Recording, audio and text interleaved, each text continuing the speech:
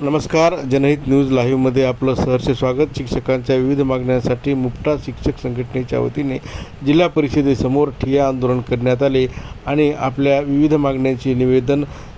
शिक्षणाधिकाऱ्यांना देण्यात आले.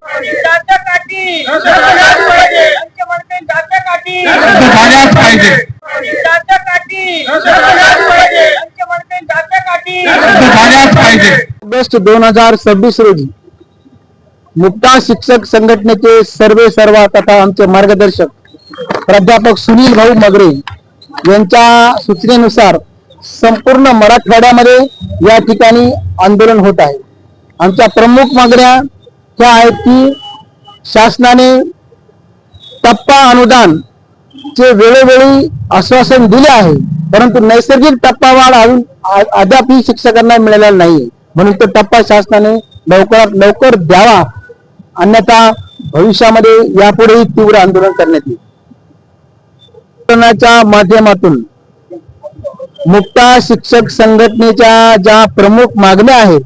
त्यामध्ये जुनी पेन्शन ही शिक्षकांना मिळालीच पाहिजे, नैसर्गिक टप्पावाढ मिळालीच पाहिजे, पदवीधर शिक्षक जे आहेत त्यांना पदवीधर श्रेणी सुद्धा मिळाली पाहिजे, नंतर संच मान्यतेची जाचक आट जी आहे ती या ठिकाणी दुरुस्त झाली पाहिजे.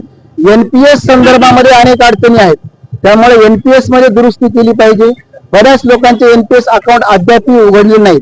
ही सुद्धा एक आमची प्रमुख मागणी आहे. नंतर शालार्थ आयडी मध्ये बऱ्याच शिक्षकांच्या या ठिकाणी नावामध्ये चूक झालेली आहे, काही दुरुस्ती झालेल्या आहेत, काही चुका झाल्या आहेत, त्या झालेल्या चुका या ठिकाणी दुरुस्त झाल्या पाहिजेत. आणि या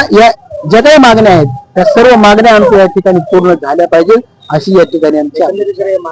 जर मागण्या या ठिकाणी पूर्ण झाल्या नाही तर भविष्यामध्ये आम्ही या ठिकाणी लातूर येथे शिक्षण संचालक कार्यालयासमोर तीव्र आंदोलन करणार आहोत. आणि त्या ठिकाणी जर नाही झाली तर शिक्षण संचालक कार्यालय पुणे आणि नंतर शेवटी आझाद मैदान मुंबई या ठिकाणी मुपटा शिक्षक संघटनेच्या माध्यमातून या ठिकाणी तीव्र निदर्शने करण्यात येतील. आणि शिक्षण मंत्री तथा आपल्या राज्याचे मुख्यमंत्री देवेंद्र फडणवीस साहेब यांच्याशी सुद्धा संपर्क साधून या शिक्षकांच्या मागण्या पूर्ण करण्यासंदर्भात आम्ही या ठिकाणी मागणी करणार आहोत. प्राध्यापक डॉक्टर DR नागरगोजे, मुपटा शिक्षक संघटनेचा जिल्हा सरचिटणीस या नात्याने मी या ठिकाणी तुम्हाला सांगू इच्छितो की आजच्या आंदोलनाच्या मुख्य विषयामध्ये SLP हा एक महत्वाचा मुद्दा आहे. SLP नेमकं काय?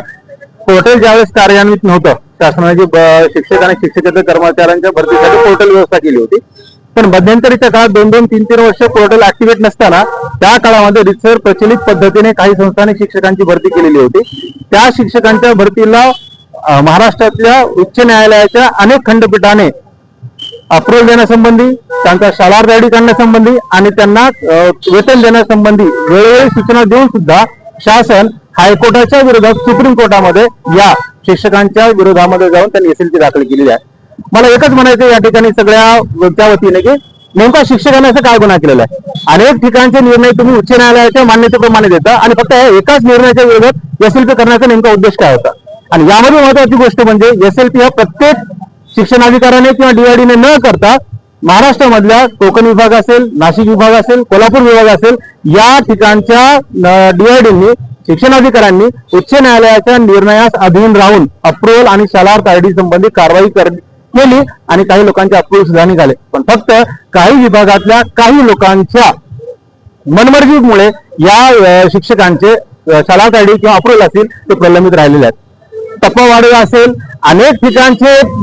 शिक्षकांचे प्रश्न प्रलंबित असताना फक्त आमच्याकडे बजेट नाही या हेड खाली शिक्षकांच्या मागण्याकडे दुर्लक्ष करण्यात येत आहे. पण या शिक्षकांच्या मागण्या दुर्लक्षित करून अनेक ठिकाणच्या वेळोवेळी हायकोर्टाने सुप्रीम कोर्टाने सांगून सुद्धा लाडकी बहीणसारखी योजना त्यांनी चालू ठेवली, ज्यासाठी सुप्रीम कोर्टाने हायकोर्टाने वेळोवेळी निर्देशित केले त्यांना की शिक्षकांचे किंवा कर्मचाऱ्यांचे प्रश्न प्रलंबित ठेवून अशा नवीन योजना तुम्ही लागू करू शकत नाही. तरी शिक्षक हा गरीब मूक प्राणी असल्यासारखा वागतो आणि त्याच्यावर सगळ्या प्रकारचे शासन, त्याच्यावर सगळ्या प्रकारचे अत्याचार त्या शासनाने सुरू केलेले आहेत. म्हणून माझी या संघटनेच्या वतीने अशी मागणी असेल की आमच्या जेवढ्या प्रलंबित मागण्या आम्ही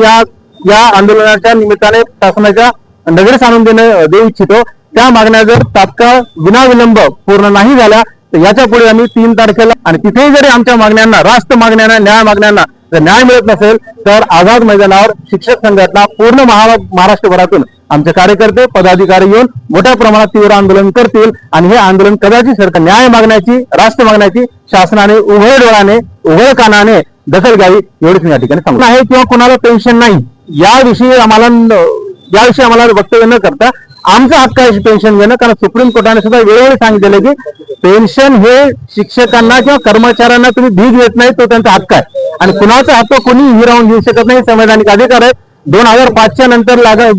जॉईन होणाऱ्या एखाद्या कर्मचाऱ्याला जर केंद्रीय असेल किंवा राज्य कर्मचारी असेल त्याला जर पेन्शन देता येत नाही आर्थिक परिस्थिती पाहता तर 2005 नंतर जेवढे आमदार असतील खासदार असतील जे निवडणुका निवडून आलेले आहेत दोन पद्धतीने आमदार असेल तर आमदारची पेन्शन खासदार असेल तर खासदारची पेन्शन घेतात त्यांना कोणत्या संविधानिक अधिकाराने आणि कोणत्या बजेट खाली त्यांना पेन्शन दिले जाते एवढीच आमचं म्हणणं आहे म्हणून शिक्षकावर किंवा या राज्य कर्मचाऱ्यावर होणारा अन्याय शासनाने त्वरित थांबवावा एवढीच आमची यापुढे मागणी असते